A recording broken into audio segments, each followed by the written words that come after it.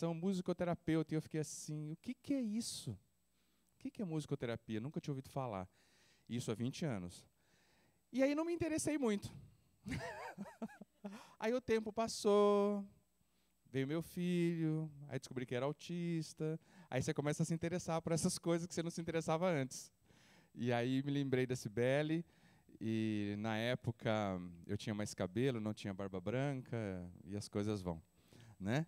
E então a Cibele vai estar falando sobre musicoterapia, orientações, dicas de como que a gente pode ajudar nessa questão do desenvolvimento dos nossos filhos ou alunos, etc. e tal, tá bom? Depois eu dou os outros recados. Obrigado, Cê. Prazer estar aqui, viu? Gente, muito gostoso estar aqui com vocês. Vocês não querem sentar mais perto, mais juntos?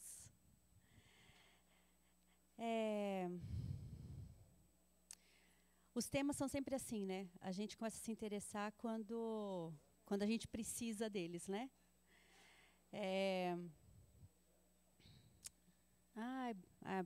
Obrigada, viu, gente? Não, tá bom. Eu gosto de ficar perto. Olá, bom dia. Tudo bem? Eu sou Cibele, eu sou casada com o Renato, ele é pastor. Nós estamos morando agora, a gente trabalhou aqui em Campinas. Eu sou de Campinas, né? E ele trabalhou aqui, a primeira igreja dele foi aqui em Campinas, e enfim. E há 15 anos nós estamos em Sorocaba, onde a gente começou uma igreja lá, né? E depois de um tempo que eu cuidei dos meus 2 filhos mais velhos, eu voltei a trabalhar. Daí eu tive a rapa do tacho e continuei trabalhando, né? Então eu tenho 2 filhos de 21 e 20 anos e tenho o Vini que está aí de 6 anos. E assim, por que eu escolhi essa profissão? Porque eu amo música. Eu sou pianista, eu fiz graduação em piano e eu vi que eu não queria passar minha vida inteira estudando, porque eu estudava muito, estudava 8 horas por dia. Eu falei assim, eu não quero essa vida para mim. Porque eu quero conviver, eu quero namorar. Na época eu estava solteira, eu quero namorar, eu quero casar, eu quero ter filhos. E daí eu falei assim, não, eu preciso, e eu amo criança. Eu falei assim, eu preciso de alguma profissão que eu trabalhe com criança também, música e criança. E na época eu comecei a ouvir sobre musicoterapia, estava muito recente com relação à profissão. Ela já existe há um tempo, mas estava muito recente. E eu falei assim, eu vou nessa. E a única faculdade era em Curitiba, que era pública, que era estadual. Então eu fui lá e fiquei os 4 anos fazendo a graduação. Então assim, amo demais o que eu faço. Trabalho com crianças no TEA. A musicoterapia não é só para crianças atípicas, não é só, tem terapeutas que trabalham em outras áreas, né, com adultos, enfim. Mas eu amo essa área. Então eu trabalho com crianças no TEA. Eu trabalho hoje numa cidade que nem é Sorocaba. Eu viajo 1 hora para ir, 1 hora para voltar, numa cidade chamada Tatuí. Conhece Tatuí?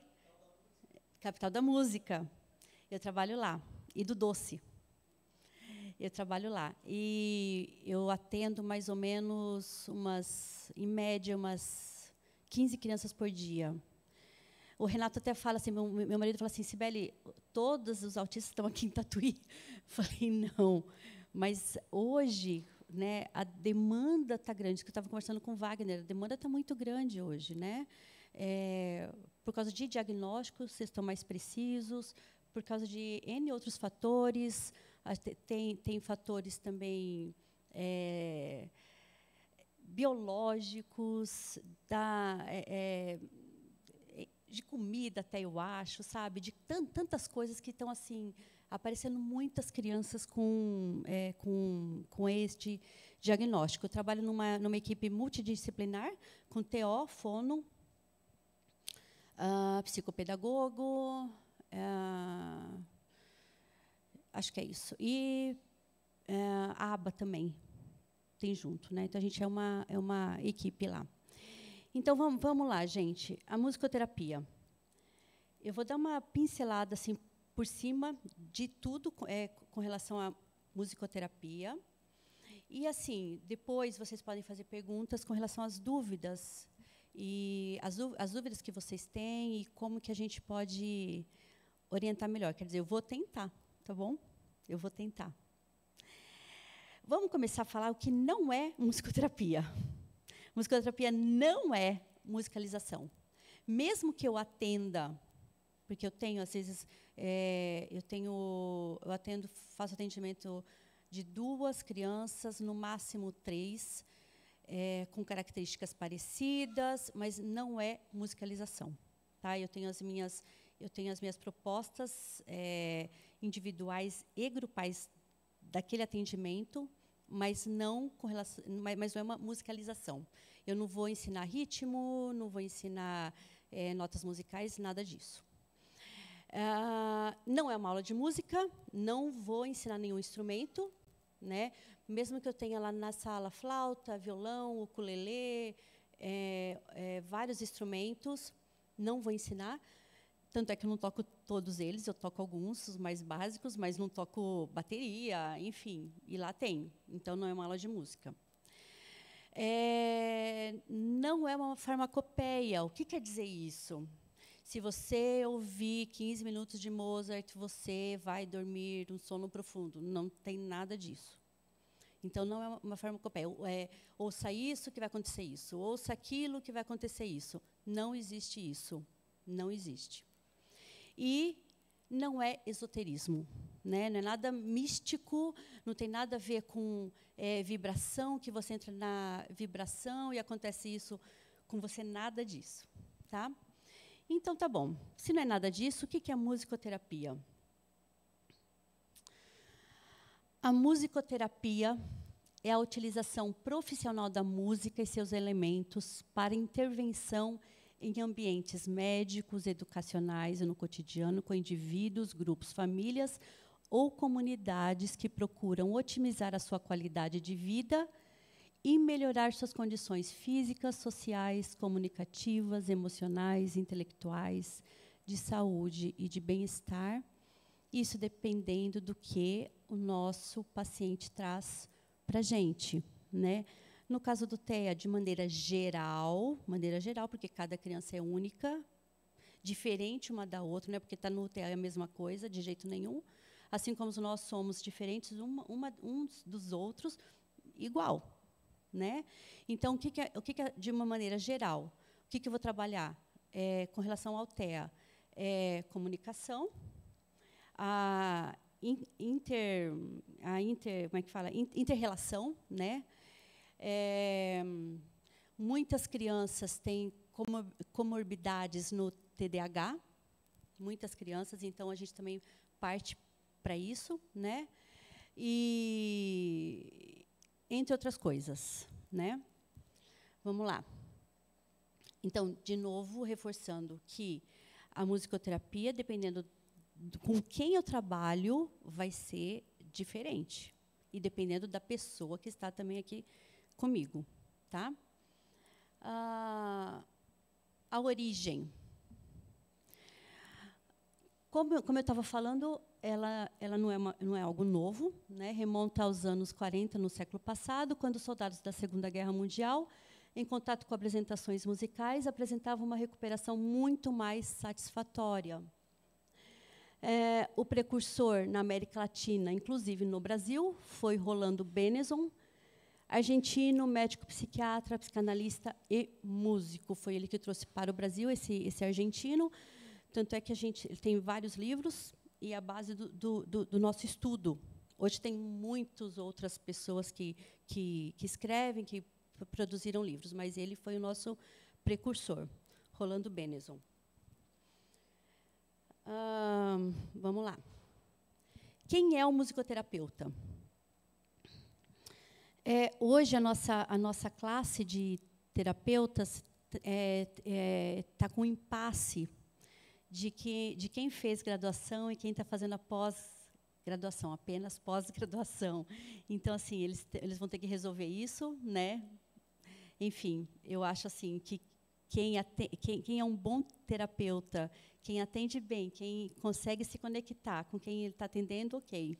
Se ele sabe de música, e se ele estudou e continua estudando, belezinha, mas eles estão nesse impasse hoje, né? Quem é um musicoterapeuta, um profissional da saúde graduado, capacitado para utilizar a música e o contexto não verbal, para o restabelecimento ou manutenção da saúde no sujeito. No Brasil, a graduação se dá em 4 anos, com cumprimento de estágio em distintas áreas de atuação. Há cursos de graduação e especialização em diversas cidades e estados. Como eu falei, hoje tem os cursos também de pós-graduação, né? Mas, assim, o básico, você precisa saber música, porque senão não tem como. Preciso de saber algum instrumento? Não, mas você precisa cantar bem. Precisa cantar, né? Você precisa gostar de música, você precisa cantar. E assim, tão importante quanto você precisa amar a pessoa que está na sua frente, precisando de ajuda, né? Seja seu paciente, seja seu filho, seja seu neto, seja seu sobrinho, você precisa ter muito, muito amor e paciência, né? E realmente querer ajudar e querer se conectar com essa pessoa. Acho que isso é tão importante quanto, né? Então, eu fiz a minha graduação em Curitiba, né? Como eu falei, e hoje também no Brasil tem em vários lugares também. Abordagem prática. Baseia-se na musicoterapia ativa ou interativa, onde o paciente faz música junto com o musicoterapeuta, o que inclui dançar, tocar instrumentos, cantar, movimentar-se, ou seja, fazer tudo aquilo que é possível utilizando a música. Mas, espera aí, e aquelas crianças que não conseguem fazer nada disso? Então, a gente utiliza a música da mesma forma, sendo a gente tocando ou cantando, e a gente vai percebendo as reações daquela criança. Eu acho que eu atendo uma criança só, hoje, uma só, com paralisia. Então, essa criança, ela vem, ela fica deitada, né? E ela não tem nenhuma, assim, ela não faz nada, ela não canta, mas o jeito que ela olha, eu falo, opa, deu certo. O jeito que ela sorri, o jeito que ela, quando eu chego, ela quer ir comigo. Então, eu já tenho esse feedback, né? Então, assim, não é só quando a criança canta, quando a criança toca, ou quando... Não, a gente vê os feedbacks nas pequenas coisas. Vocês que têm filhos, ou netos, ou sobrinhos, ou no TEA, vocês sabem que pequenas coisas que, para uma outra mãe que tem criança típica, só isso? Para a gente que vive com eles, a gente fica assim, nossa, com qualquer coisa que acontece, né? Eu vibro com as mães também, né? Porque, Sibeli, ele agora está falando mamãe. Nossa, que legal. Sibeli, ele ficou na sala de aula hoje sem chorar. Nossa, que legal. Então, isso é motivo de muita alegria para a gente, né?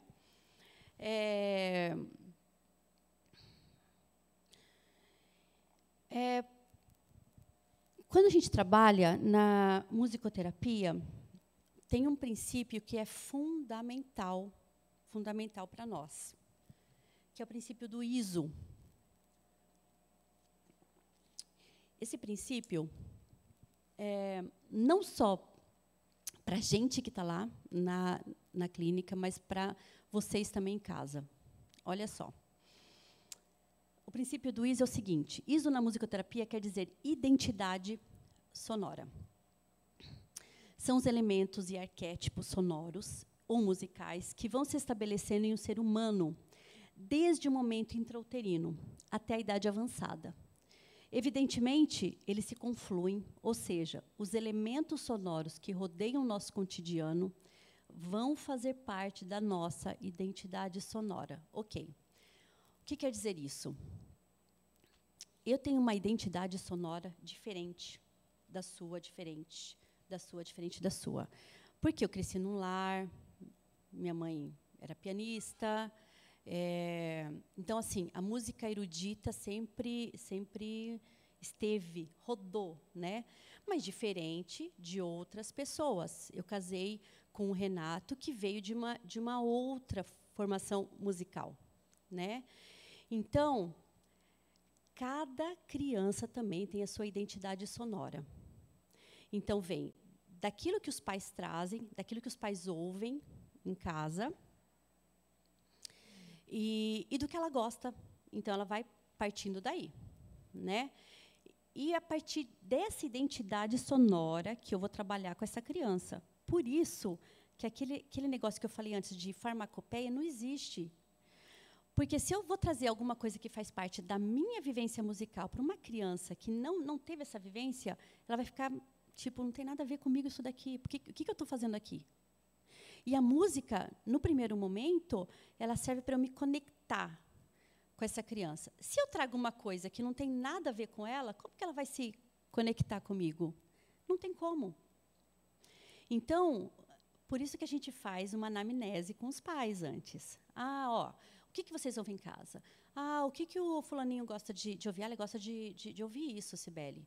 Acontece até de criança que assim gosta de ouvir música erudita e os pais nunca ouviram. Já aconteceu comigo.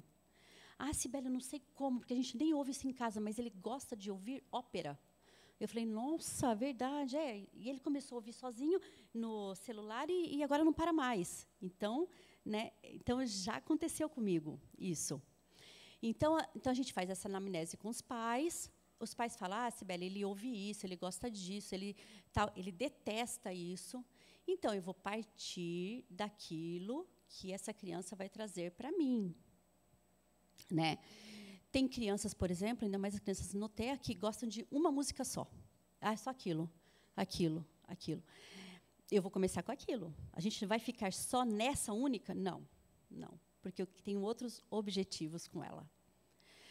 E porque o que eu faço ali no setting terapêutico é o que eu espero que ele leve, ele faça lá fora. Ali eu estou ajudando ele para que ele possa ver de uma outra maneira um relacionamento, um relacionamento pessoal, um vínculo com relação a comportamento. Ele vai trazer aquilo que ele faz lá fora. E se eu quero mudanças, eu vou começar lá para que ele possa levar lá fora essas mudanças, né? Então, o princípio do ISO é bem importante, porque a gente nunca vai colocar música, nunca nós vamos trabalhar com músicas que não fazem parte daquela pessoa. Isso é para criança, para adulto, para qualquer paciente que esteja comigo. Vamos lá. Tem vários tipos de ISO, né? Vários tipos. Tem o ISO individual, né? Aquele inerente unicamente ao indivíduo, não sendo compartilhado com o outro. Uma música pode ser ouvida por várias pessoas. No entanto, a recepção é única em termos de percepção para cada pessoa. E músicas que a gente traz, né? Pensem, vocês, tragam à memória alguma música que vocês ouviram quando vocês eram adolescentes, alguma coisa assim, que quando vocês falam alto, o seu filho jovem ou uma amiga, um amigo fala, meu Deus, você ouvia isso? Que vergonha. Uma coisa que vocês gostam, eu tenho. E quando eu tenho 2 filhos jovens, né? Quando eu falo para eles, meu Deus, mãe, como é que você ouvia isso? Eu falei, me deixa, né? Eu ouço ainda? Não ouço mais. Passou. Mas faz parte da minha identidade sonora, isso, né? E por vários motivos. Eu ouvia muito, e eu até lembro disso, porque depois eu cantava para minha avó e ela ficava rindo, porque eu morava fora do Brasil, então assim era um cantor internacional e que fez parte da minha adolescência. Então é todo um contexto histórico onde eu estava. Isso Isso é minha identidade sonora. Tem a ver com meu marido e com os meus filhos? Não. Nada. Se passar agora no rádio e eu ouvir, eu falei, nossa, que legal. E o Renato vai falar, nossa, que coisa horrorosa. Né? Então, isso é muito importante. E a gente tem que respeitar essa identidade sonora de cada um. Por que muda? Porque vai mudando. Porque a gente se relaciona com outras pessoas, porque a gente casa, porque a gente muda, né? Então, isso vai mudando. Ela não se apaga, ela vai acumulando, né? Daí tem o ISO grupal. Então, tem o ISO individual, a identidade sonora individual, identidade sonora grupal. É a identidade sonora que atua em determinado grupo. Exemplo, uma música que em determinada época atinge determinado grupo, também pode estar relacionado a sons, não necessariamente musicais. Né? Por exemplo, sons que faziam na sua casa, onde você, por exemplo, casa da sua avó, onde você ia passar férias, que aquilo te faz lembrar, daí você conversa com um primo, e o primo fala assim, nossa, lembra que quando a vovó fazia isso, isso, isso, a gente ouvia batedeira, a gente ouvia... Né? Ou músicas mesmo. Por exemplo, quando a gente era jovem, participava de um grupo de louvor, de uma determinada igreja, ou de um determinado grupo, ou... que assim, não faz parte só para mim, mas do grupo que eu estava me relacionando. Então, essa é a identidade grupal. Né? O próximo é o ISO cultural. São músicas e maneiras de expressar-se sonoramente fechados a um determinado grupo cultural. É duradouro e está ligado a manifestações culturais de um determinado grupo social. Por exemplo, você tem algum exemplo para me falar disso? Para me dar? O louvor, sim. Por exemplo, também, saindo fora da igreja, o samba no carnaval. Né? Ele é determinado a um grupo cultural, e é brasileiro. Né? Que mais? O frevo, exemplo, lá no Nordeste. Então, a gente tem aquela identidade grupal que faz parte da onde a gente mora. Talvez para quem mora lá acho que é Recife, Olinda, é mais forte do que para nós. Quem mora no Sul, né, tem esqueci agora a música lá, a típica lá do Sul, mas é mais forte, né? Então, para cada grupo cultural. Então, tem a identidade sonora individual, a grupal, a cultural.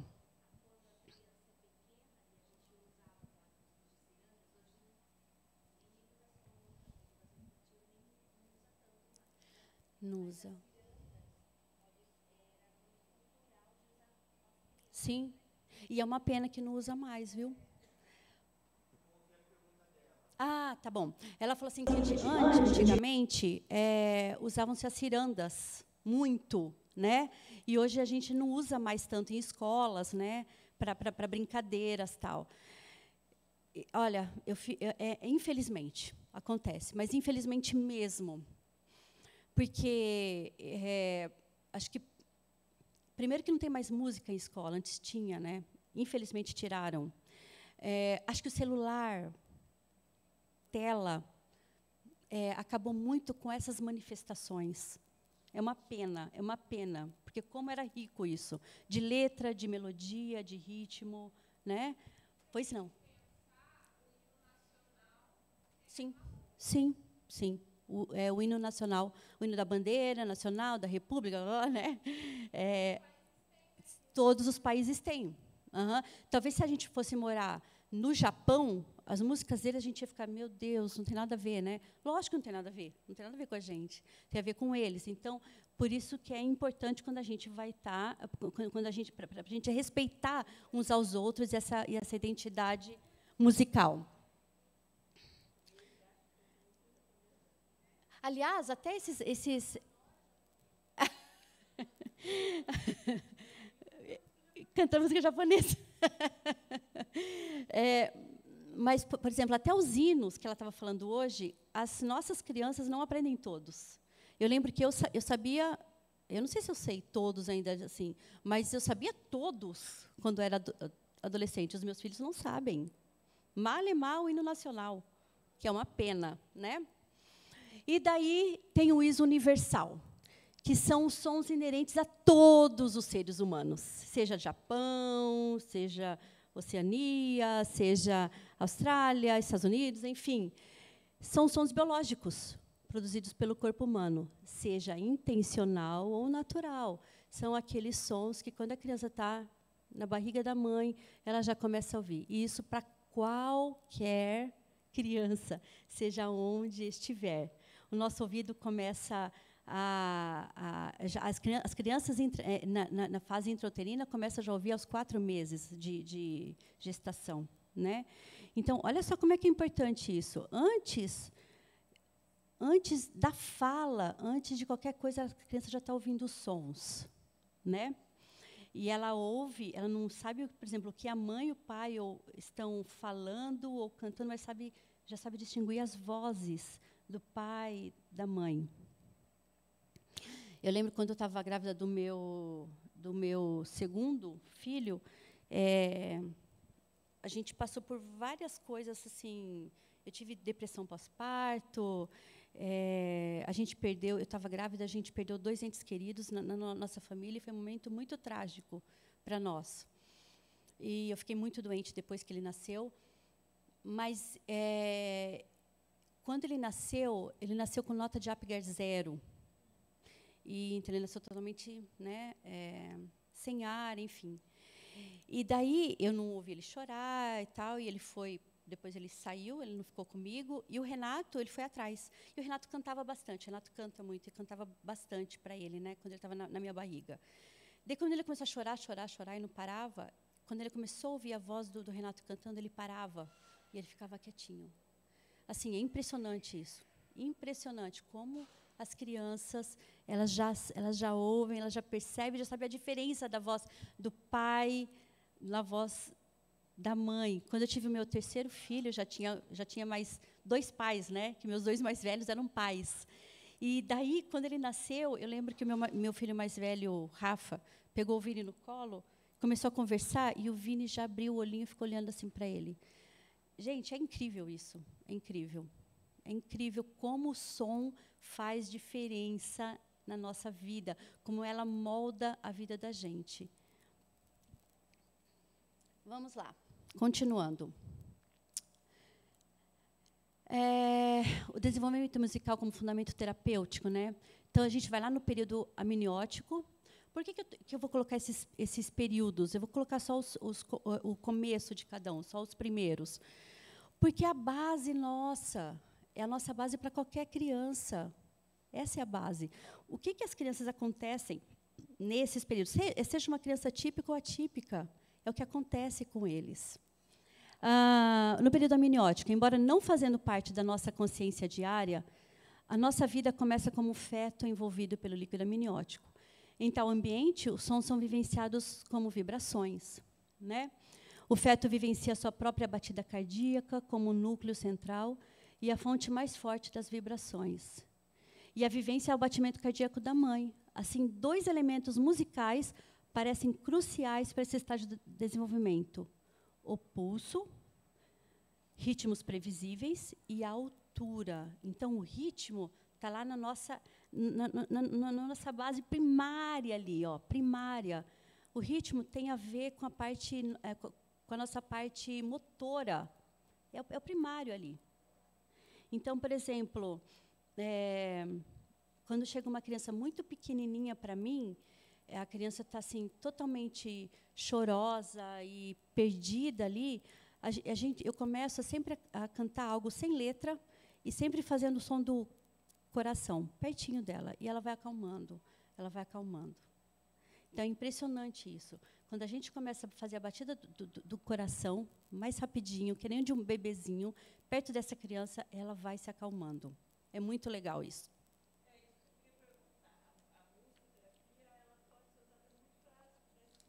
De regulação, né?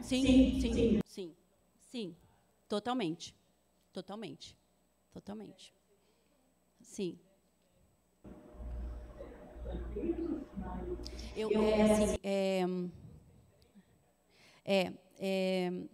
Por exemplo, às vezes eu pego criança muito pequenininha e a gente, tanto eu quanto qualquer outro terapeuta, a gente assim,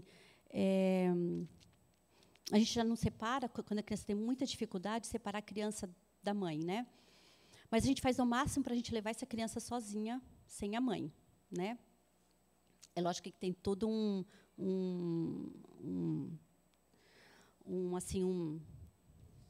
processo, né? É um processo. Mas sempre eu ponho essa criança aqui, né? E começo a fazer o coração aqui nas costinhas delas e fazer uma melodia aqui. E a criança vai acalmando, daí assim, vamos lá com a tia, depois você volta, a mamãe está aqui esperando. E a criança normalmente dá certo e ela vai, né? Vamos lá, gente, a gente vai correr um pouquinho mais aqui. Eu vou passar... opa! Espera aí só um pouquinho, que eu sou meio perdida nesses trecos aqui, né? Vamos lá.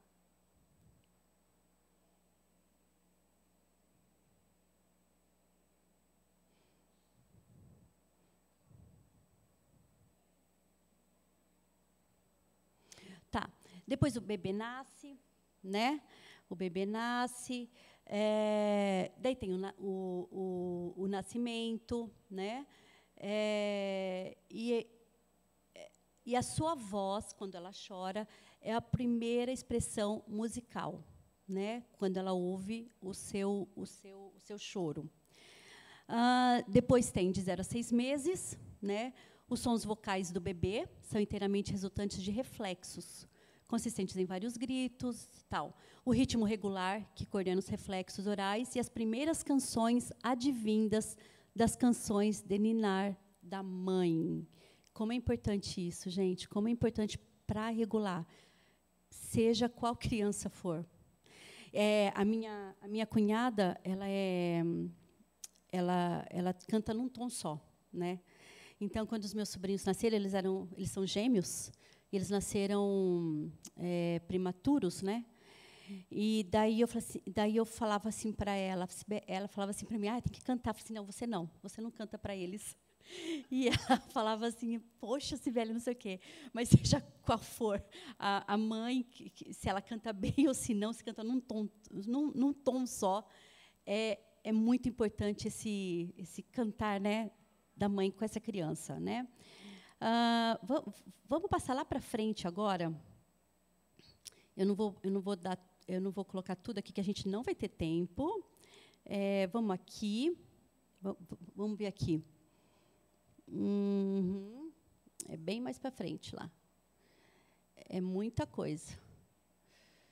Vamos lá para frente, senão a gente não vai conseguir... Peraí, onde que está aqui? Tá. Beleza. Vamos lá. Os efeitos da música no cérebro humano. A atividade musical envolve quase todas as regiões cerebrais conhecidas e quase todos os subsistemas neurais. A audição da música começa com as estruturas subcorticais, abaixo do córtex, então se move para cima, para o córtex auditivo, de ambos os lados do cérebro. Ao acompanharmos música que conhecemos ou de um estilo ao qual somos familiarizados, regiões adicionais são mobilizadas, incluindo o hipocampo, o centro da memória. Olha só lá, com relação ao ISO. Quando é ativado músicas que já conhecemos e que estamos, de alguma forma, ligados, regiões adicionais são mobilizadas. A música é a única coisa que faz o nosso cérebro inteiro trabalhar e ser ativado inteiro.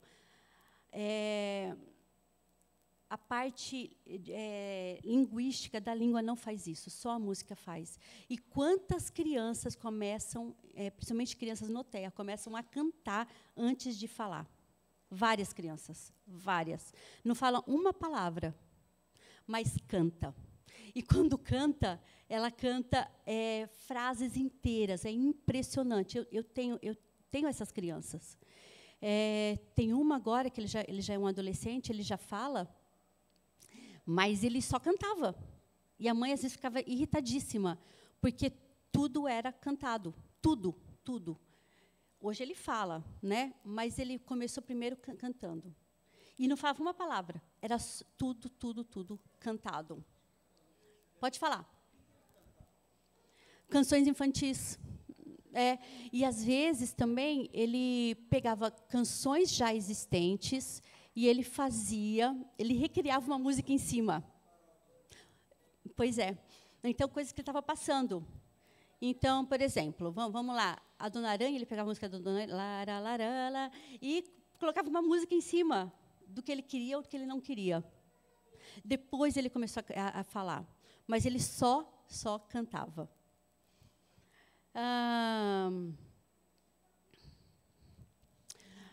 Acompanhar o ritmo da música, quer em voz alta ou somente em nossa mente, envolve os circuitos de tempo do cerebelo. A execução musical envolve os lobos frontais para o planejamento. O córtex motor, na parte posterior do lobo frontal, e o córtex sensorial, o qual fornece respostas táteis. Ouvir ou lembrar-se da letra invoca os centros da linguagem, é o que a gente estava falando agora há pouco. As emoções que experimentamos em resposta à música envolvem estruturas que estão no coração do processamento emocional no córtex, ou seja, envolve toda a nossa parte cerebral, né?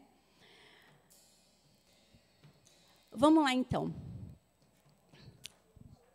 Oi? Tá vendo? Aí, já veio direto aqui para a bateria.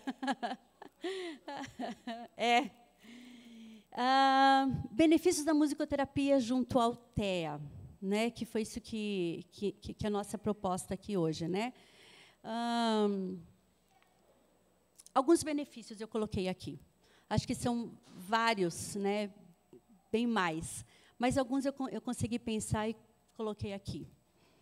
Vínculos afetivos. É aquilo que eu estava te falando, que quando assim, a gente tenta que a criança entre com um terapeuta sem a mãe espera lá na recepção, já é um aprendizado de... Você não quer fazer um vínculo comigo? Vamos lá? Vai ser legal. Eu já estou assim, propondo isso para essa criança, né? A sua mãe vai estar lá. Mas é legal a gente ter vínculos com outras pessoas. De alguma forma, a gente tem que ensinar isso a eles, né? Relacionamentos interpessoais. Como que a gente pode se relacionar? Eu quero me relacionar com você, né? E eu convido essa criança a se relacionar comigo também. Através da música, né? E memória, com relação às músicas, com relação às canções, com relação às letras das canções. Eu tenho criança lá que ela ouve uma vez a música, uma vez ela já canta de cor. É assim, eu fico besta assim de ver. Uma vez essa criança ouve, ela já sabe de cor a música e ela canta comigo. Desenvolvimento motor através do ritmo, né? E quantas crianças, a maioria chega indo direto para a bateria. Como é fascinante esse lance do ritmo para as crianças. É fascinante. A primeira coisa que eles pegam são os tambores, atabaque, bateria. Antes de pegar violão, ukulele, outra coisa. É fascinante. Prazer, bem-estar, bom humor, porque isso a música traz mesmo, gera. A gente sabe disso, né? Contra a rigidez cognitiva, muitas crianças têm essa rigidez cognitiva, uma rigidez comportamental também. E por que não trabalhar através da música e na música essa rigidez? Que eu estava falando anteriormente, eu tinha uma criança que ela chegava lá, ela chama Laura, e a Laura está comigo há muito tempo, e ela só queria... Como é que é? A Laura, ela só ela podia escolher as músicas. Então, ela chegava, ela falava assim, por exemplo, O Sapo Não Lava o Pé, Bob Zoom. Ela até falava da onde que eu tinha que pegar a música.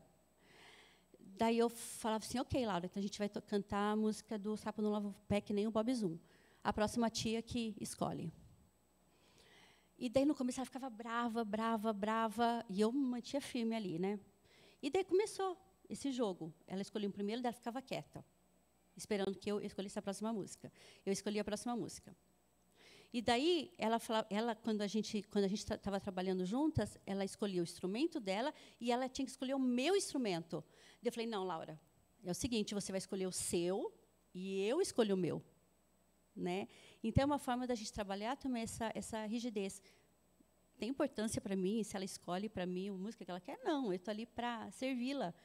Mas, justamente para a gente poder trabalhar essa rigidez de comportamento cognitivo dela, que a gente vai tendo que fazer essas mudanças. Né? E regras, sim, sim. Estimulação da fala, que eu estava falando, né, do José, que só cantava, ele não falava absolutamente nada.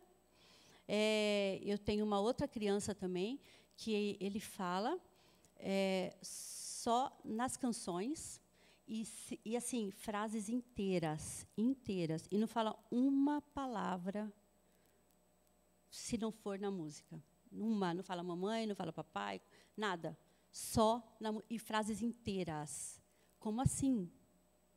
Ele não sabe? Ele sabe. Porque se ele está fazendo essa frase inteira numa canção, ele sabe. Né? Atenção. Né? Muitas crianças têm o TDAH como comorbidade, né? O TDAH, e através da música a gente está trabalhando essa atenção, esse foco no que está acontecendo ali agora. Né? E o alívio também contra a hipersensibilidade auditiva. Eu não tenho nenhum paciente agora, então assim, eu posso falar de agora, que tem assim algo assim de uma hipersensibilidade tão grande que assim necessite usar um abafador em outros lugares. Eu sempre parto do pressuposto que a gente pode trabalhar isso. A gente quer que a nossa criança viva lá fora. A gente quer que a nossa criança tenha contato com outras crianças lá fora e consiga viver nesse barulho que é lá fora. Então, a gente tem que trabalhar para isso. Então, assim, no momento, eu sempre assim, falo para as mães, viu, vamos tentar não colocar abafador. Vamos trabalhar aqui para que essa criança possa viver lá fora sem esse abafador. Que tem algumas mães que teimam em colocar. Né? E a gente vê que a criança com trabalho, com uma exposição moderada, caminhando, ela consegue. Né? Pode ser que mais tarde eu tenha uma outra criança que eu fale, gente, ela precisa mesmo. Mas, por enquanto, as crianças que passaram por mim, é essa minha visão. Né? Que você pode trabalhar lá dentro, né? E dessensibilizando essa criança para que ela possa viver lá fora, no barulho que é lá fora, no caos que a gente vive. Né? Bom, acho que era isso. Cadê o Wagner? Fechou, Wagner, os minutos aqui, o tempo?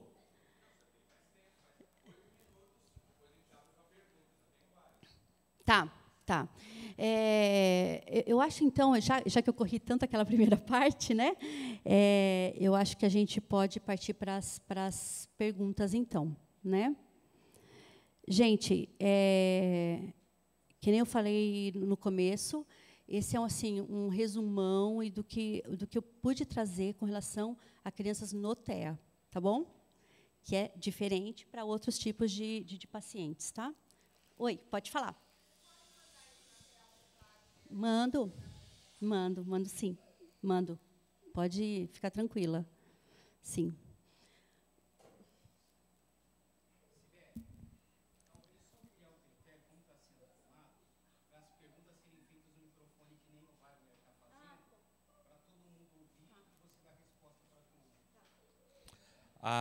Como a gente consegue trabalhar? Você citou a questão da rigidez cognitiva. O Lucas, meu filho, ele gosta de música, mas ele não gosta que ninguém cante do lado dele. Né? Então, pensa na igreja como é que é. Ele gosta de música, mas não quer que ninguém cante. Tipo, é um absurdo, né? Não tem como. Eu tava, mudando de assunto, estava sentado lá no fundo, pensando quem é que é aquele moço de barba lá no canto. Aí que eu vi que é Renato. Mas tudo bem. E aí, assim, eu gosto de cantar. Ele não gosta nem que eu cante. Não gosta, ele se incomoda. Já aconteceu no culto aqui, ele vir, e aí tem a regente, ele reger junto com ela, mas já aconteceu de chegar no culto aqui, ele ficar lá no canto e fazer assim, acabou, acabou. Tipo, gente, chega, né? Não dá mais. Como que eu consigo trabalhar com o Lucas para ele desenvolver isso, você usou um termo, dessensibilização, na questão coletiva, e na questão individual, eu diminuí essa rigidez cognitiva que ele tem. Porque ele tem uma rigidez cognitiva considerável em várias áreas. Mas como nós estamos falando sobre música, eu queria entender na música. Como que eu diminuo isso com ele? Com exercícios, assim, dicas em casa. Gente, a gente sempre tem que começar com um pouquinho, que nem eu falo. Você cantando com ele em casa. Então, mas você prepara ele antes. Lucas, a gente vai cantar essa música, uma que ele goste, né? E fala assim, papai vai começar cantando com você, depois você canta sozinho, e eu vou terminar cantando com você. Começa com pedaços pequenos cantando com ele. E depois você pode ressaltar, ai, que gostoso cantar com você, como eu adoro cantar com você. Até ele aceitar, você cantar com ele uma canção toda. A gente sempre começa do começo.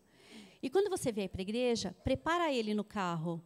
Lucas, a gente está indo para a igreja, lá as pessoas gostam de cantar, todo mundo canta, eles gostam de cantar juntos, nós gostamos de cantar, porque lá nós vamos cantar para adorar a Deus, e Deus gosta de ouvir as nossas vozes juntas cantando. Então, prepare ele no carro. Mas você já pode fazer esse exercício em casa, sabe? Lucas, que música que você gosta muito? Ou você já sabe? Então, eu vou começar a cantar com você. Daí você vai cantar depois sozinho e eu vou terminar, porque eu quero muito cantar contigo. Eu gosto muito de ouvir sua voz e eu quero muito cantar com você. Então, a gente começa com doses homeopáticas, vamos dizer assim, tá?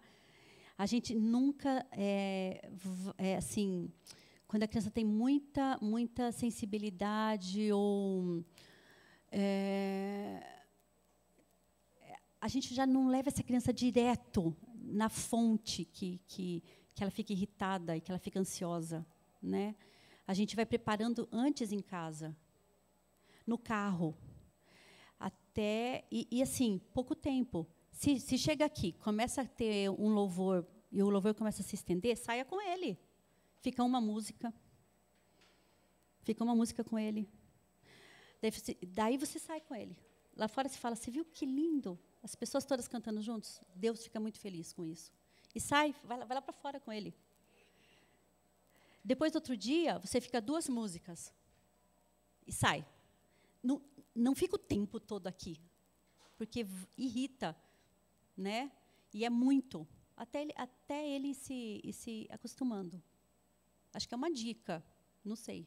Depois, se der certo, você me fala.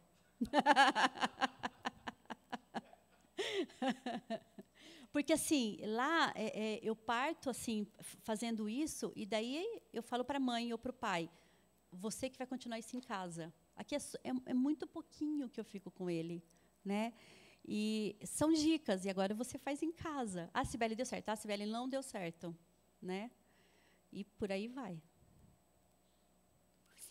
Respondi?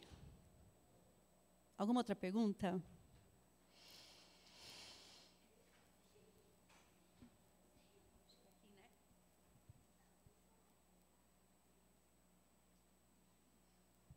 Bom dia.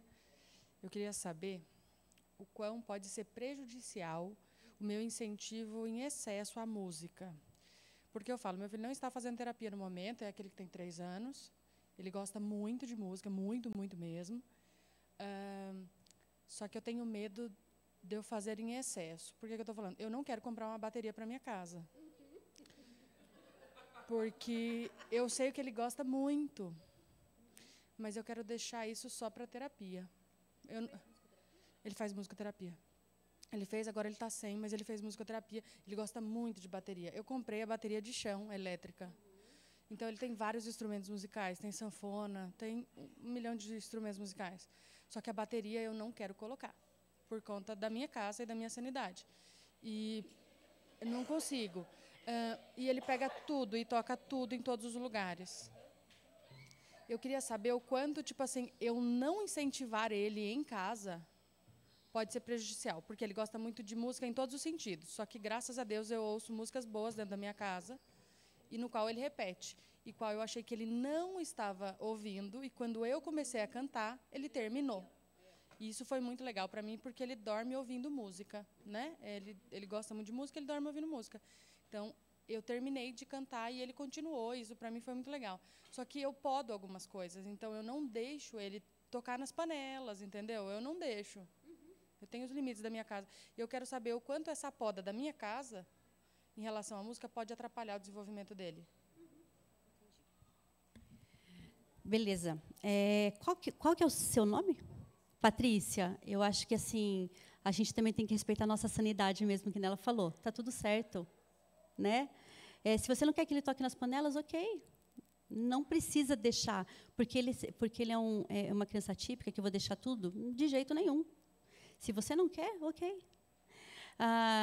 O nosso filho mais novo, quando era pequenininho, ele ganhou 2 baquetas.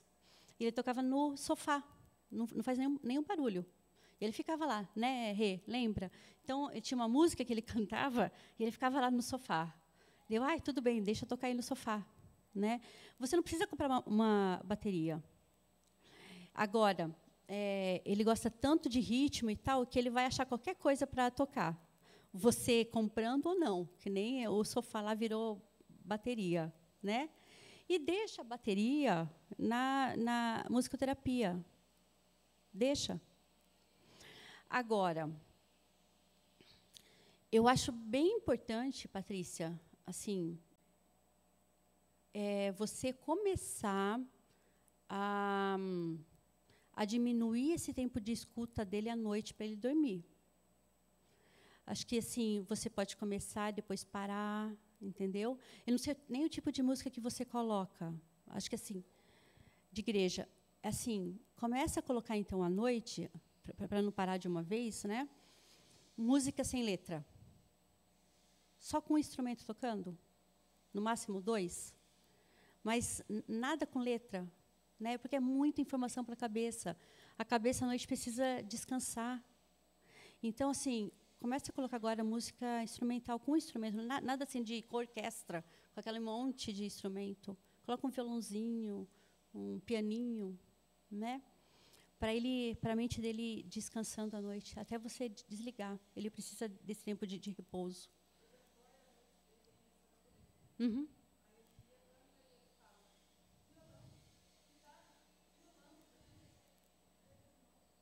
Nossa vida. Pensando em música. Então, a gente pode, no caso dele, tirar à noite, aos poucos. Né? Começa agora só a tirar a letra de música. Só coloca um instrumento um só. É bem importante isso.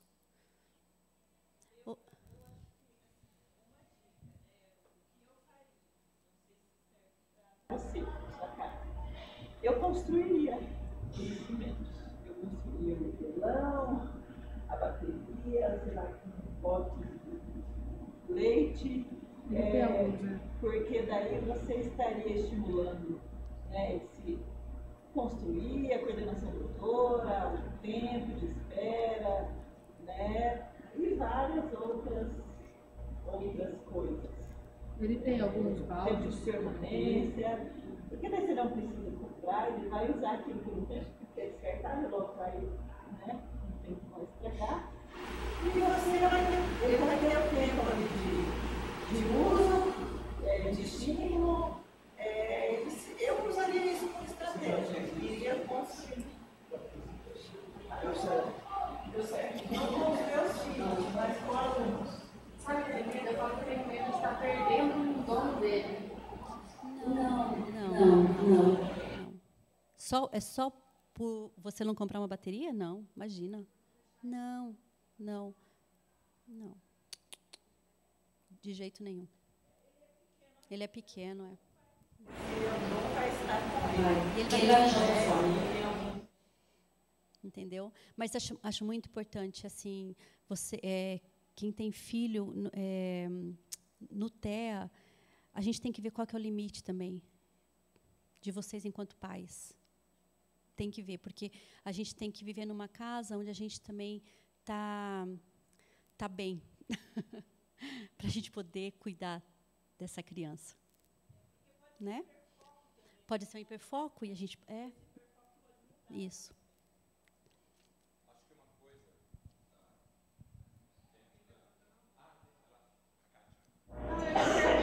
Você falou dela manter uma música só com som, e a gente sabe que desde bebê a questão do ruído branco, e eu já li também a respeito do ruído, acho que é cinza ou marrom, já tem a TDAH.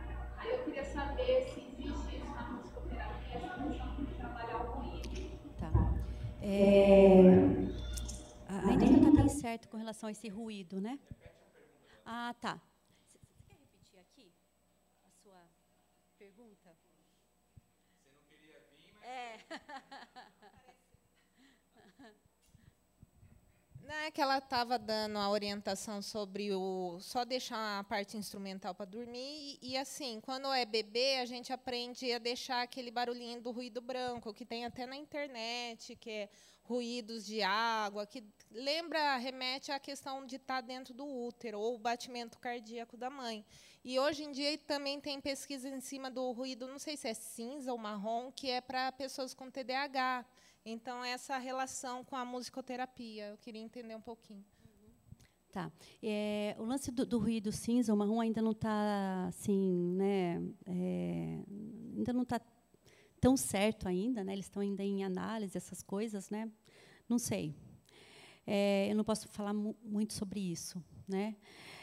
Com relação ao ruído branco, acho assim.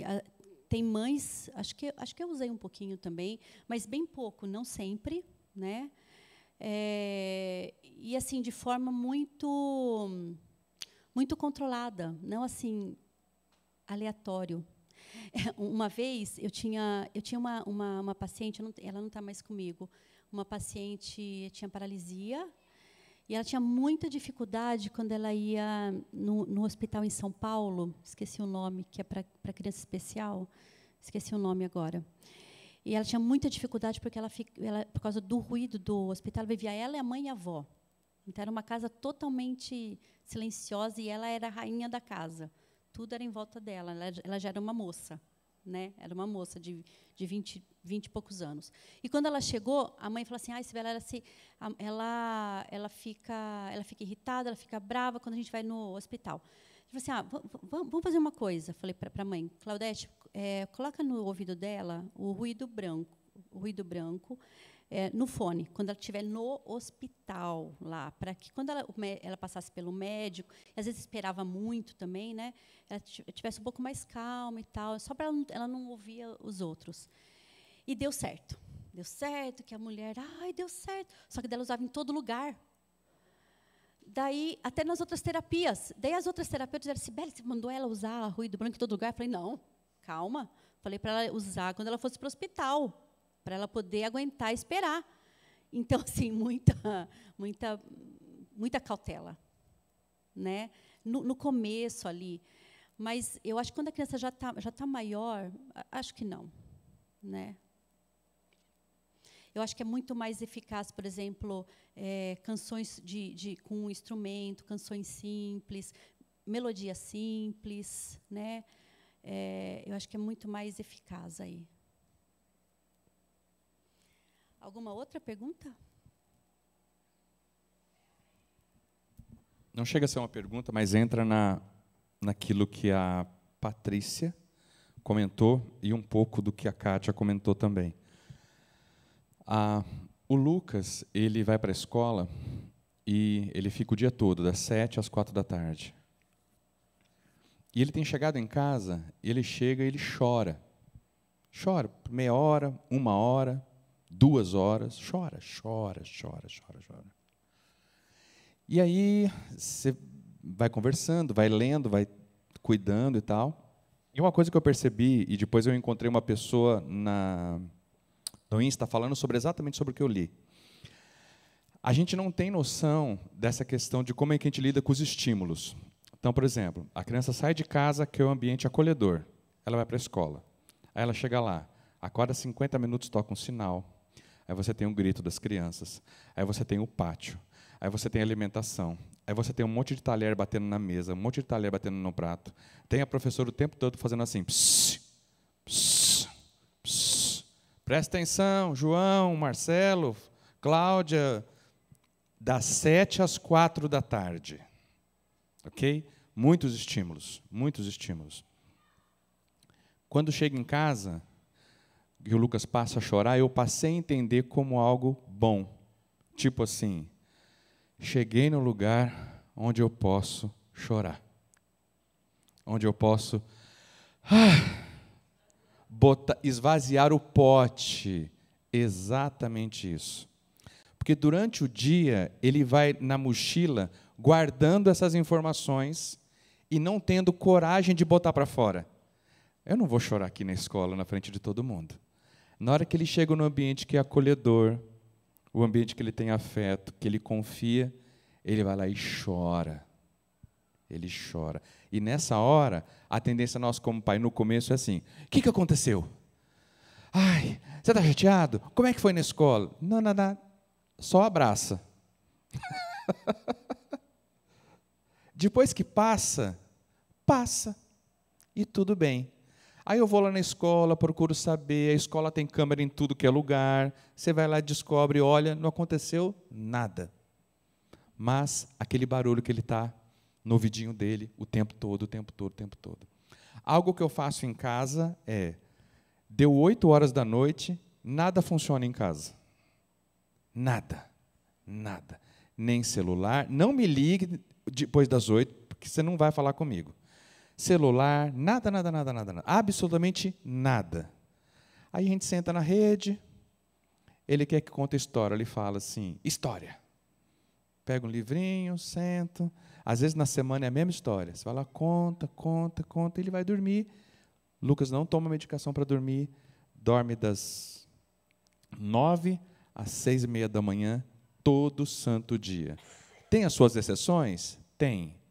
Mas algo importante como pais que a gente tem que perceber é assim, anotar o que tem acontecido. Para você, por exemplo, está se repetindo todo dia isso. Está se repetindo todo dia isso. Espera aí. Está acontecendo alguma coisa aqui em casa que está sendo diferente? Às vezes é em casa, não é na escola. Ou na escola. E a gente vai separando. Mas diminuir essa questão que ela estava falando, dos estímulos. Porque tem muito estímulo na escola. Muito estímulo. Essa semana, um menino quis dar para o Lucas uma bolacha, ele se afastou. Aí o menino ficou assim, aí o cuidador falou assim, hoje ele pegou a bolacha. Aí eu falei, que legal. Não, mas ele falou, aí deu para a professora a bolacha. Aí o menino ficou assim, tipo, mas eu dei para você, não dei para ela, tal. Né? Essas coisas. Né? Mas eu acho que essa diminuição dos estímulos ela é fundamental. Fundamental. E no culto, e o que eu gosto na IPBG, é a liberdade que o meu filho tem de estar aqui. De chegar, a regente está fazendo assim, ele vai e rege também, e ele chegar e pedir para todo mundo assim, acabou, acabou, acabou, tipo, aí eu vou lá para fora, e está tudo bem, e está tudo bem. E a gente vai aprendendo com isso, né? Acho que uma coisa muito, muito importante que a gente não colocou aqui, né, é com relação a limites também, né? Às vezes a gente pensa que porque é uma criança típica a gente não tem que dar limites, né? E como chegam pais pensando assim lá, tadinho. Eu falei assim, é sério que você sente pena? Por que você sente pena do seu filho? Não, né? A gente não fala tanto em trazer essa criança para a comunidade, para perto de outras pessoas. Por que eu vou sentir pena? A gente tem que lembrar que é uma criança, que ela pede limite, viu?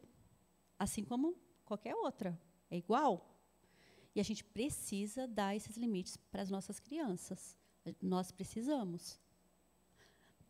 Você quer levar? Acho que aquela senhora. Espera só um pouquinho, ela vai. Olha, eu não gosto de manifestar porque o meu caso é bem diferente de todos. Meu Helder tem 40 anos. E quando ela falou em limite, eu lembrei da primeira vez que eu fui no psiquiatra, no psicólogo, não, psiquiatra. E o Helder é o nosso quinto filho. Foi uma raspinha de tacho, que eu já tinha minhas filhas adolescentes.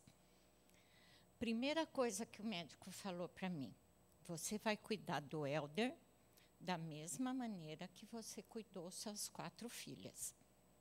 Limite, amor, mais limite. Então, ele tinha problema de barulho, eu ligava o liquidificador, ele tapava. Ele tinha barulho de rua, aí a gente falava, ó, é o liquidificador. Ele ia embora, ele ia embora. Gente, esse trabalho não é para uma semana, não é para um mês. Tem certas manias que ele tem, que é anos. Mas hoje, barulho não preocupa mais, até chegam a dizer que talvez ele não seja autista, porque o barulho não incomoda ele. Apesar que a semana passada eu liguei a batedeira e ele pôs a mão no ouvido, mas é raro. Né? Então, o que eu quis falar exatamente é isso, é o limite como um testemunho de que funciona. Até hoje, ele faz alguma coisa errada, ele é muito gozado, porque ele olha para mim. Para ver. Sabe, né? De madrugada, quando ele acorda à noite, ele vai lá para o banheiro fazer xixi, vai para a torneira beber água. Ele tem compulsão por água. Quando ele levanta a segunda vez, ele está aqui fazendo xixi, olhando para mim. Vê se eu estou com a fisionomia brava, se eu estou tranquila, mas pelo meu olhar, a gente está comendo, às vezes, eu sento de frente para ele e meu marido do lado. Às vezes ele começa a fazer gracinha, começa a bater palma, tal, mas olha para mim. Eu só olho séria, ele para. Então, limite começou com 5 anos e eu uso esse limite até hoje. Com muito amor, mas uso. Eu acho que a senhora tinha que dar palestra sobre isso. Não só aqui, mas em vários lugares. Pensa nisso. Porque é o que está faltando hoje, viu? O que está faltando hoje. Pois é, mas são anos, né? A gente tem que começar, né? Mas são anos, ela falou, né? Então é isso. E as crianças pedem isso, pedem limite. E os pais não estão dando limite, não estão dando limite. Então isso faz falta, né? Acho que o Renato...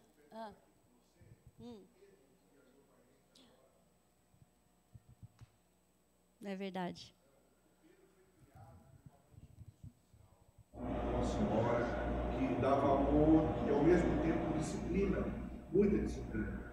E ele se desenvolveu muito bem. Tanto que hoje, com 35 anos, ele não apenas sabe inglês, mas ele dá aula de inglês. Ele é muito desenvolvido. E agora que a gente foi fazer uma viagem com um grupo da igreja para a Europa, ele olhou para a mãe e disse assim, mãe, eu vou para a Europa. Ela disse, então vamos os dois. Ele disse, não, eu vou sozinho. E ele foi sozinho com o nosso grupo da igreja, rompendo com uma fronteira dele, né? Mas como essa fronteira foi boa? Porque agora ele voltou a dizer que ele queria o que mesmo, velho? Morar sozinho e se casar. É importante essa coisa do passar as fronteiras. E tem uma história muito interessante com barulho à noite, né? Acho que é legal você contar. Então a gente fez essa viagem E, a princípio, assim, foram casais ou a maioria mulher. Então, uma mulher dormia com a outra, né, porque era um quarto para 2, né? E daí foi o filho de um outro casal, e tinha ele e o Pedro, né? E daí eles dormiram juntos. E, na primeira noite, quando a gente acordou, a gente começou a ouvir um bafafá que não tinha dado certo, os dois lá no quarto. E daí eu falei assim, mas o que aconteceu? Daí alguém falou assim para nós, o Pedro ligou a TV, abriu a janela e fez um barulho na TV. Eu falei assim, não é possível, Pedro não fez isso à toa. Eu fiquei pensando, não, Pedro não fez isso à toa, aconteceu alguma coisa. E ficou o dia inteiro, eu e o Renato conversando, né? Porque daí a gente saiu, foi fazer isso, fazer aquilo, e eu e o Renato, a gente precisa conversar com o Pedro, precisa conversar com o Pedro. E daí, o que aconteceu quando chegou no outro hotel? O outro garoto, que não é um garoto, tem 22 anos, faz faculdade e tal, falou assim, eu não quero mais dormir com ele, eu vou dormir com meus pais. Né? Tá bom. Daí, ele foi lá para o quarto dos pais, porque ele acordou à noite chorando, e foi para o quarto dos pais, e ele já não quis mais dormir com o Pedro. Daí eu falei, Renato, precisamos chamar o Pedro. Né? Daí eu escrevi para ele no WhatsApp, falei, Pedro, vem aqui no nosso quarto, a gente quer conversar com você. E ele falou assim, por quê? Eu falei, é rapidinho a nossa conversa, né? Eu e o Renato estamos querendo conversar contigo e tal. Eu falei, daí ele chegou lá, e eu comecei a falar assim, Pedro, explica para a gente o que aconteceu à noite, né, no quarto e tal. Daí ele falou assim, então, falou o nome do menino, né, o fulano, ele ronca muito. Ele ronca tanto que eu não estava conseguindo dormir. E eu falei, tá. Daí, ele falou assim, assim, eu comecei a ver na internet aplicativos para ajudar quem ronca. E eu abaixei todos. Eu falei, tá, entendi. Daí ele falou assim, mas eu falei assim, e daí eu coloquei a pôr música e som disso, som daquilo, que eu nunca tinha ouvido falar no ouvido do menino. E o menino ficou assustado. E daí depois ele falou assim, mas teve uma hora que ele roncou tanto que eu achei que ele fosse ter um negócio, tipo, né? Eu até entendi assim, morrer. Que eu liguei a TV, o barulho da TV quando fica tss, e abri a janela né? E eu assim, nossa, falei, entendi. Mas olha, ele falou para mim assim, mas olha, ele não é culpado, ele não tem culpa de roncar daquele jeito. E eu falei, então agora entendi, Pedro, agora entendi. Mas então, Pedro, só para você saber, o Henrique não vai mais dormir com você, ele vai preferir dormir na casa Ele vai dormir lá no quarto dos pais, porque ele tem que estudar, enfim, não sei o quê. Então, agora você vai ficar dormindo sozinho, né, no quarto. Tá bom, Cibele, tá bom. Mas, olha, não é culpa dele, viu? Eu falei, tá ok, beleza. Eu falei, eu sei, eu durmo com alguém que ronca. Não deu certo. Não deu certo. Nem ruído branco, não deu certo, filha. Vê isso. Gente, mais alguma pergunta?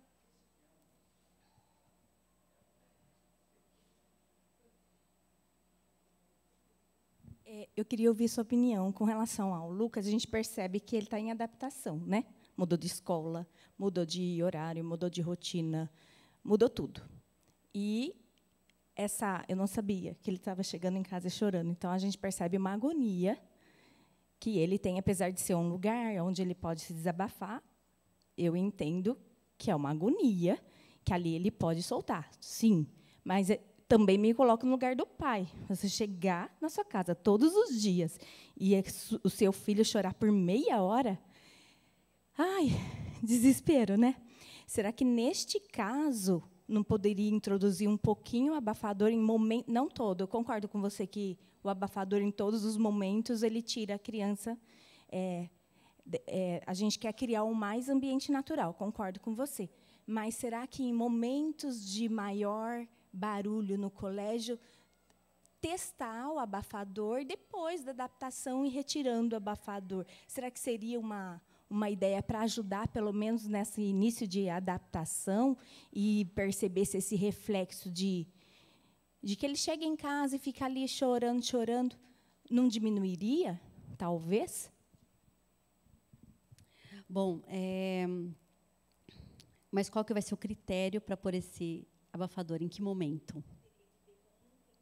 Né?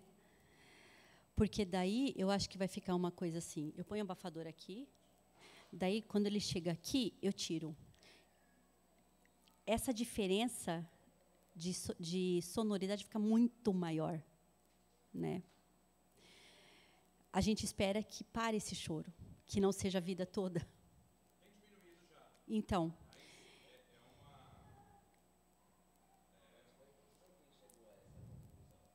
foi ele que ele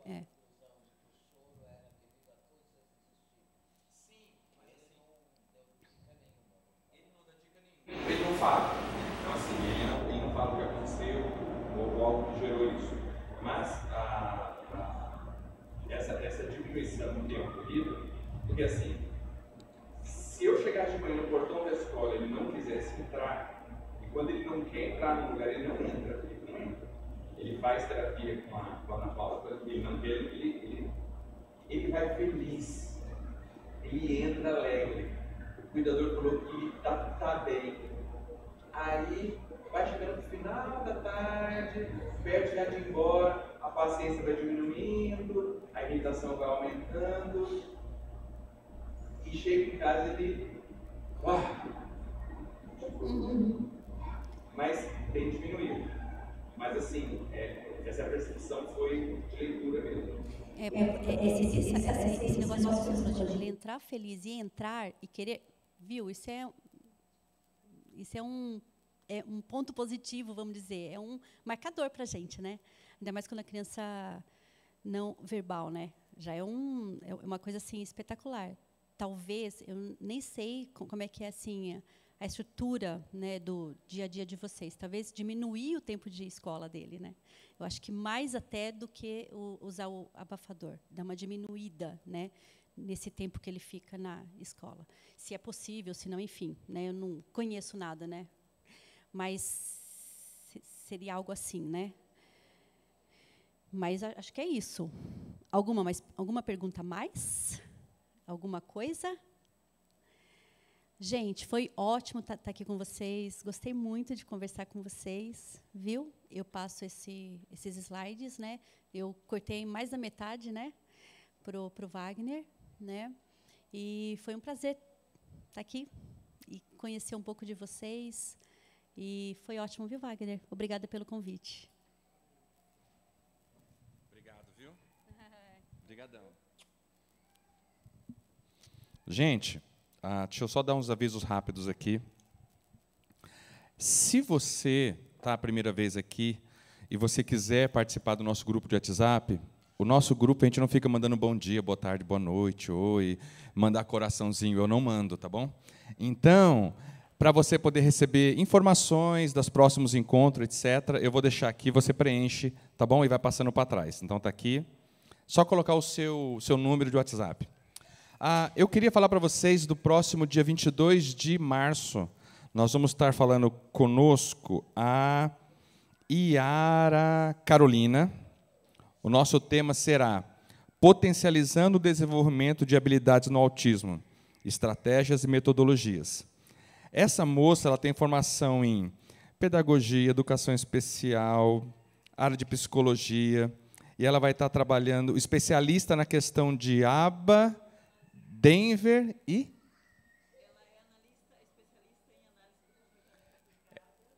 Ela é analista do ABA, mas também Denver, né, que ela citou, e uma outra que ela citou lá, protocolo VBMAP, alguma coisa assim. Então, ela vai estar falando conosco no dia 22 de março, tá ok? Mas, no grupo de Zap, a gente vai colocando, e tem o nosso Instagram também, gafa.ipbg, você encontra a gente. A gente vai terminar, a gente vai ter ali fora um café, e lanche e tudo mais, mas eu queria dar uma palavrinha bem rápida aqui.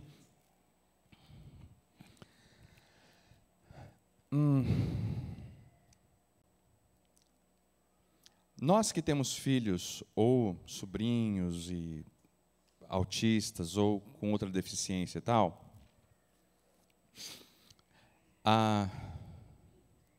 eu queria dizer para você o seguinte: cansa. A gente fica cansado. A gente fica muito cansado. E a gente fica cansado ao ponto de pessoas chegarem a tirar a própria vida. Não está longe de nós, aconteceu 2 semanas, uma mãe em Santos tira a vida do filho e tenta tirar sua própria vida. A gente sempre olha essas coisas e acha que está longe. Mas, às vezes, isso acontece comigo e com você. Eu não julgo essa mãe. Sabe por quê? Os pensamentos que passaram na cabeça dessa mãe passam na minha também. Eu já pensei também. A única diferença, talvez, é que eu não permiti que da minha cabeça viesse para o meu coração. Não veio para o meu coração. E eu não faço. Mas eu não julgo, porque eu sei que é difícil. Então, o que eu queria falar para você? Se você precisar de um lugar para você chorar, essa igreja está de portas abertas para você vir chorar aqui. Ninguém vai te julgar por isso. Se você precisar de um lugar para abrir o coração, pode procurar essa igreja. Tem pessoas que vão ouvir você. Eu posso ouvir você. Mas provavelmente na hora que começar você a falar, 30 segundos depois eu vou estar chorando também, já logo de cara. Porque eu sei do que você está passando. Eu sei. Eu vivo isso também. Então, passa momentos que dá vontade de falar assim, por que é tão difícil? Vou dar um exemplo para vocês. Lucas mudou de escola, aí foi para outra, aí da outra escola mudou de escola e foi para uma terceira. Ele não ficou numa escola por causa de 20 minutos. Ele não poderia entrar 20 minutos mais tarde, que era o horário que a van poderia levar, e ele não podia entrar 20 minutos mais cedo, porque era o horário que a van ia deixar e não tinha quem ficasse. Aí eu tive que ele mudar de novo para outra escola. Aí eu recorri ao que diz a LBI, a legislação brasileira e tudo mais e tal. Mas o que acontece? A nossa sociedade e mesmo as instituições públicas ainda precisam aprender sobre o que diz a lei. Se eles não sabem, nós precisamos saber. Nós, como pais, precisamos saber. Para na hora que a gente chegar lá na porta da escola, falar assim, a legislação fala sobre isso daqui. Vocês vão fazer, vocês precisam fazer. Isso aqui, isso aqui, isso aqui, isso aqui, isso aqui. Então, a gente precisa saber. Isso é importante. E eu falo para os pais assim, eu tenho contato com pais e mães aqui e falo assim, Wagner, faz 2 anos que eu estou tentando atrás do laudo, a gente não consegue, aí você consegue o laudo. E eu falo assim, escuta essa, Cibele. O laudo, ele é só o ingresso do parque de diversão. Tá bom? O laudo, ele é o ingresso do parque de diversão. Você vai chegar no parque de diversão, tem montanha-russa, tem a casa fantasma, tem o carrossel sem parafuso. Tudo isso vai ter dentro do parque de diversão. Vai ter os patinhos na lagoa, mas vai ter a casa fantasma. Então, o laudo é só a porta de entrada. Por isso que é importante a gente não estar sozinho. Quem me ajudou muito nessas 2 últimas semanas foi a Neide. Muito. Muito. A gente conversou bastante e foi muito útil para mim. Muito obrigado. Então, eu queria te falar que se você precisar de um lugar para chorar, vem aqui, pode vir. Conversa com a gente chora junto, conversa junto, tenta caminhar junto. Eu faço o que eu posso fazer e a gente caminha junto nisso, porque a gente não precisa trilhar sozinho o caminho. Tá bom? Então, espero que tenha sido um tempo bom para você, como foi para mim. Obrigado. Preencham direitinho. Ali fora tem um café, tem água, tem suco, tem coca, tem bolo. E até o próximo dia 22. Tá bom? Obrigado.